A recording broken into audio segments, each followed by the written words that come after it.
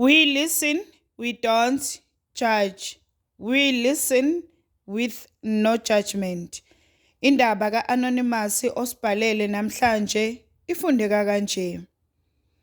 Ngathwala ngokuphisana ngemali. Bengike ngabhalela la ekhaya emavikini ambalwa andlule. Manje ngiyabona lapha kuma-commenti we-story sami esimayelana nesithwalo sami ukuthi abantu bacabanga ukuthi silula. Ngicabanga ukuthi ngenza iphutha ngokungachazi kabanzi ngokuthi uhambo lwami lokuyolanda lesithwalo lwabanjani. Ngizonichazela ke. Sathi masifika lapha lensizwa bengihamba nayo yafike yangishiya. Yangichazela ukuthi lento engizoyenza lana izothatha amaviki amabili. Izobese ingilanda ke mangiqeda. Angithi vele ngase ngishilo ukuthi ngifuna lento efana neyakhe ngoba ayichithi gazi. Kodwa ke akangichazelanga konke engizobe ngikwenza laphaya. Ngosuku lokuqala ngathathwa ngayogeziswa esigangeni. Ngabuya ngafuthiswa. Ngathi mangiqeda ngathathwa ngayofakwa endlini emnyama. Ngatshelwa ke ukuthi ngizohlala lapho amaviki amabili. Bazoqala ukungilethela ukudla ngosuku lwesine ngoba akumele ngidle. Kumele ngizile ukudla izinsuku ezintathu.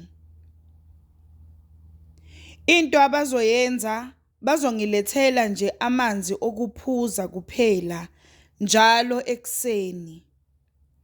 Akumele ngigeze ngize ngiphume kulendlu. Ngendlela lendlu beyimnyama ngakhona kwakungabonakali lutho. Ngahlala ke amalanga amathathu ngingadli, ngiphuza nje amanzi kuphela. Inkinga yaqala ngosuku lwesine. Ngathi ngisahleli nje ngezwa izwi lomuntu wesifazane.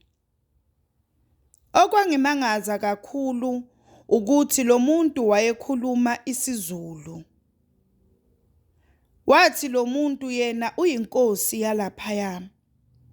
Uma ngiyidinga ngempela lento engiyizele, kuzomela ngenze yonke into ayishoyo. Wangitshela ke ukuthi kuzomela ngilale naye. Ngathuka kakhulu. Ngase ngibuza ke ukuthi ngizolala kanjani nomuntu engingamboni. Wathi angikhululeke yena unendlela yakhe enza ngayo izinto.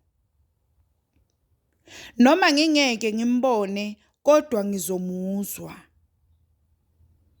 Wangitshela ke ukuthi njalo ekseni uma bengilethela ukudla kunembiza abazongilethela yona.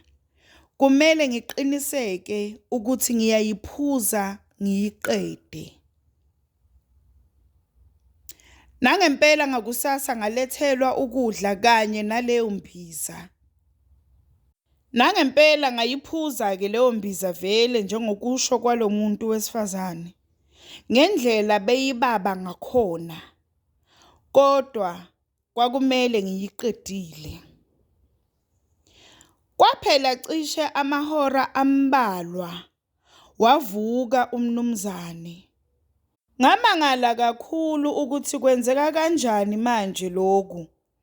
Ngoba phela la ngikhona anginasikhathi nje sokucabanga ngocansi. Wabese ubuya umqondo ukuthi kusho ukuthi ilembiza. Akuphelanga isikhathi esingakanani wangena lo muntu wesifazane. Ngendlela bengivukelwe ngayo ngangingabamba ngisho uhlanya impela. Omunye-ke umgomo benginikwe wona ukuthi uma sengizochitha kuzomele ngichithele ngaphandle, hhayi phakathi kwalomuntu wesifazane. Ngayiphila-ke leyo mpilo, ngaba isigqila socansi wonke lamalanga. Lo muntu wesifazane bekafika nanoma inini, kanti futhi besingayeki kungakasho yena, noma ngabe ngikhathele kangakanani. Kwathi lapho sekusele amalanga amabili, kwakhanyiswa kule ndlu. Wafika-ke lo muntu wesifazane njengenjwayelo. Angikaze ngibone inhlobo yomuntu onjena. Ngendlela owayethusa ngayo, kwakungathi isilwane. Kwakumele-ke ngilale naye njengoba bengenza kulezi zinsuku ezindlule. Vele imbiza sengiyiphuzile, umnumzane umile. Kodwa inkinga yilento engiyibonayo ngamehlo ami. Yazi bekungcono ngenkathi kumnyama ngingamboni. Ngatshelwa-ke ukuthi kumele ngenze yonke into ekuthiwa ngiyenze, kungenjalo ngizofa. Kanti futhi umndeni wami angeke uphinde wazi ukuthi kwenzakalani ngami. Ngalala-ke nalento engingayazi noma ngizothi isilwane noma umuntu. Ngangicabanga nje umfana wami kanye nomama wakhe. Kwathi ngosuku lokugcina ngathathwa ngayogeziswa emfuleni. Ngabuya-ke ngatshelwa umgomo walesithwalo sami. Kwathiwa uma ngifika ekhaya kumele ngakhe umsamo, ngibeke lezinto enginikezwe zona. Kumele ngihlale inyanga yonke ngingagezi, ngingenzi ucansi. Emva kwenyanga noma sengingalenza-ke ucansi, kodwa kumele ngingalenzi iphutha lokuchithela ngaphakathi. Lokho kusho ukuthi impilo yami yonke kumele mangenza ucansi ngingachitheli ngaphakathi. Kusho ukuthi mina angeke ngiphinde ngibe nenye ingane. Ngiphelele nje kulomfana wami enginaye. Uma ngike ngalenza iphutha ngachithela ngaphakathi, angeke ngilale ngalobo busuku.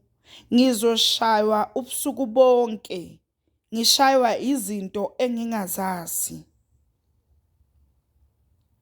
Okunye-ke, njalo ngonyaka kumele ngibuyele eNigeria ngiyovuselela lesithwalo sami. Ngiyolala futhi naloya muntu wesifazane. Okunye-ke okwenzakalayo, nginokumphupha lo muntu wesifazane ngilele naye. Uma ngivuka ekuseni, ngivuke ngikhathele into ongakaze uyibone. Bantu bakithi, asikho isithwalo esilula. Okunye futhi ekumele nikwazi, uma nje uke wathatha lento, nesikhathi sakho sokuphila emhlabeni siyancipha. Akukhathalekile ukuthi inhloboni yesithwalo onaso.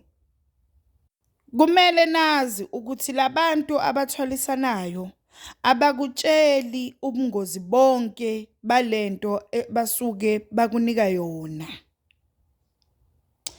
We listen, we don't judge.